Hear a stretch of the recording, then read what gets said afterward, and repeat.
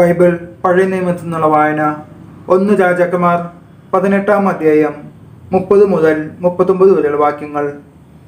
അപ്പോൾ ഏലിയ ജനത്തോട് പറഞ്ഞു, അടുത്തു വരുവേൻ. എല്ലാവരും ചെന്നു. കർത്താവിൻ്റെ തകർന്നു കിടക്കുന്നിരുന്ന ബലിപീഠം അവൻ കേടുപോക്കി. നിന്റെ നാമം ഇസ്രായേൽ എന്നായിരിക്കും എന്ന് കർത്താവ് ആരോട് അരുളി ചെയ്തുവോ ആ യാക്കോബിൻ്റെ പുത്രന്മാരുടെ ഗോത്രസംഖ്യ അനുസരിച്ച് അവൻ 12 കല്ലെടുത്തു. ആ കല്ലുകൾ കൊണ്ട് അവൻ കർത്താവിനെ ഒരു ബലിപീഠം നിർമ്മിച്ചു. അതിനു ചുറ്റും 2 അളവ് വിത്തുകൊള്ളുന്ന ഒരു ചാലുണ്ടാക്കി. അവൻ വിറക് അടുക്കി കാളയെ കഷ്ണങ്ങളാക്കി അതിന്മേൽ വെച്ചു. അവൻ പറഞ്ഞു, 4 കുടം വെള്ളം ദഹനബലി വസ്തുവിലും വിറകിലും ഒഴിക്കുവിൻ.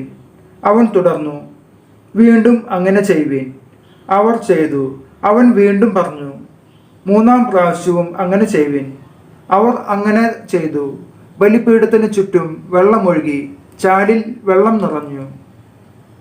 ദഹനബലിയുടെ സമയമായപ്പോൾ ഏലിയ പ്രവാചകൻ അടുത്തു വന്ന് പ്രാർത്ഥിച്ചു, അബ്രഹാത്തിൻ്റെയും ഇസ്ഹാക്കിൻ്റെയും ഇസ്രായേലിൻ്റെയും ദൈവമായ കർത്താവേ, അങ്ങ് ഇസ്രായേലിൻ്റെ ദൈവമാണെന്നും ഞാൻ അങ്ങയുടെ ദാസനാണെന്നും അങ്ങയുടെ കൽപ്പനകളനുസരിച്ചാണ് ഞാൻ ഇത് ചെയ്തതെന്നും അങ്ങ് ഇന്ന് വെളിപ്പെടുത്തണമേ.